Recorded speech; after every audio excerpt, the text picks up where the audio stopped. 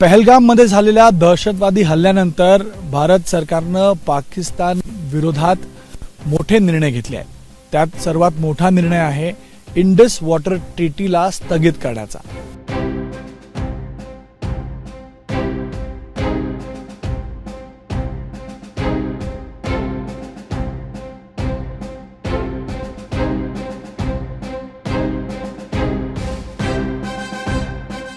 आता यानं पाकिस्तानवर काय परिणाम होतील तर ह्याचा आपण एक विश्लेषण करू. याचा अर्थ असा आहे की भारतातून जम्मू काश्मीर मधून पाकिस्तानमध्ये जाणाऱ्या 3 मोठ्या नद्या त्यांचं पाणी रोखलं जाईल आणि त्यामुळे पाकिस्तानमध्ये पाण्याची समस्या होऊ शकते, संकट येऊ शकतो. आता भारत सरकार करणार कसं तर वेगवेगळे प्रयत्न सुरू आहेत. सर्वात मोठा प्रयत्न होतोय मी जिथं आहे तिथं. मी सध्या आहे वुलार या लेक मध्ये. वुलार लेक ही दक्षिण एशियाची सर्वात मोठी फ्रेश वॉटरची ही लेक आहे. इथूनच पाणी पाकिस्तानमध्ये जातं. आता इथं पाणी कुठून येतं तर झिलम नदीचं पाणी हे आहे. त्याचबरोबर सिंधू नदीचं एक भाग इथं डायव्हर्ट केलेला गेला आहे. तर ह्या 2 नद्यांचं पाणी फ्रेश वॉटर ह्या वुलार लेक मध्ये जमतं आणि इथूनच पाकिस्तानला बारामुल्लाहून नंतर पाकिस्तानला हे पाणी सोडलं जातं. आता हे पाणी जर सोडलं तर पाकिस्तानमध्ये पिण्याच्या पाण्याचं संकट मोठं उभं राहू शकतं. आता सरकार करणार कसं? सरकार इथं एक बॅराज डॅम नंतर एक बॅराज बनवण्याचा प्रयत्न करत आहे. हे बॅराज जर इथं राहिलं त्याचं गेट बंद झाले तर पाणी इथं थांबवलं जाईल आणि पाणी थांबलं तर पाकिस्तानमध्ये पाणी पोहोचणार नाही. त्याचा परिणाम पाकिस्तानच्या सर्वसामान्य नागरिकांपर्यंत होईल आणि पाकिस्तान सरकारवर दबाव होईल. आणि यासाठीच ह्या वुलार लेकचं पाणी थांबवण्यासाठी सरकारनं पुन्हा बॅरेज बनवण्याचा निर्णय घेतलेला आहे. आता हे पहिल्यांदा होत आहे का तर नाही. 1980 मध्ये एक डॅम बांधण्याचा प्रयत्न झाला जो एक छोटा भाग होता. त्यावेळेला प्रयत्न सुरू झाले पण ते पूर्ण होऊ शकले नाही कारण 1990 मध्ये मोठ्या प्रमाणात अतिरेकी कारवाया सुरू झाल्या आणि अतिरेकी कारवायांमुळे इथं डॅमचं काम थांबलं. त्याच्यानंतर 2004 साली पुन्हा एकदा मोठ्या प्रमाणात इथं त्या डॅमचं काम सुरू करण्यात आलं पण तेव्हाही ते पूर्ण होऊ शकलं नाही. आणि 2012 मध्ये जेव्हा उमर अब्दुल्ला सरकार आलं होतं त्यावेळेला देखील उमर अब्दुल्लाच्या नेतृत्वामध्ये इथं डॅम बनवण्याचं काम पूर्ण ताकदीनं सुरू केलं गेलं पण त्यावेळेला अतिरेकींनी इथं स्फोट केला. ते डॅमच्या कार्यामध्ये त्यांनी विघ्न आणले. लोकांना बंदुकीच्या नोकावरती धमक्या दिल्या आणि म्हणून ते डॅमचं काम इथं झालं नाही, इथं पूर्ण झालं नाही. आणि आता सरकारचं म्हणणं आहे की ह्या पहलगाम हल्ल्यानंतर आपण इथं बॅराज बांधायचं आहे जेणेकरून पाकिस्तानाचं पाणी थांबलं जाईल, फ्रेश वॉटर त्यांना मिळणार नाही. त्याचबरोबर समजा हे पाणी थांबवलं तर इथलं वॉटर लेवल वाढू शकतं, इथं फिशिंगसाठी चांगली संधी होऊ शकते, काश्मीरींना फायदा होऊ शकतो.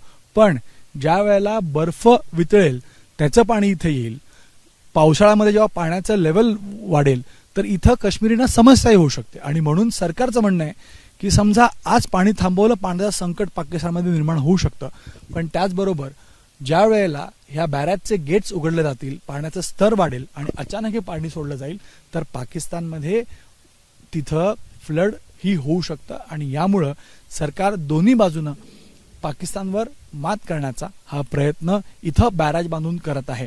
आता ह्या परिसरामध्ये हे टुरिस्ट स्पॉट आहे, खूप सुंदर अशी व्हॅली आहे आणि ह्या व्हॅलीमध्ये अनेक लोक इथं टुरिस्ट येतात पण पहलगाम नंतर इथं तो निर्णय पहलगाम नंतर टुरिस्ट येणं कमी झालं आहे. माझ्यासोबत शहबाज आहेत.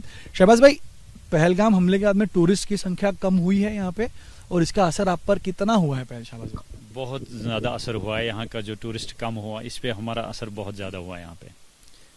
तो क्या चाहते हैं, क्या उम्मीद रखते हैं? आप कंडेम करते हैं उसको पूरी तरह से? हम इसको कंडेम करते हैं. जो ये पहलगाम हमला हुआ इसको हम कंडेम करते हैं और हम ये चाहते हैं कि यहाँ फिर से अमन हो, अमन के साथ हम रहे, सारे अमन के साथ रहे. जो ये कशीदगी फैली हुई है इसे सब लोग भूल जाए और टूरिस्ट को हम ये मैसेज देना चाहते हैं कि आप आइए, यहाँ खुशी से आइए, हम कश्मीरी बैठे आपका मेहमान नवाजी करेंगे.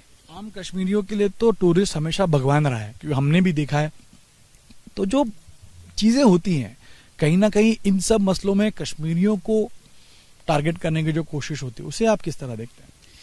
बिल्कुल, हम इसके बारे में हम कुछ कह नहीं सकते कि अलबत्त ये कहेंगे कि जो भी कोई टूरिस्ट आता है, अगर टूरिस्टों से पूछा जाए, जो मतलब अभी बात कहेंगे पहलगाम में जो हुआ टूरिस्ट थे, ग्राउंड जीरो पर जो टूरिस्ट थे, उनसे जब पूछा जाता है तो वहाँ वो यहाँ की मेहमान नवाजी के बारे में कह देते हैं कि कश्मीरी लोग कैसे सलूक हमारे साथ करते हैं, कि हमने उनको अपने घरों में रखा, जब भी कोई मसला होता था हम उनको अपने घरों में रखते थे।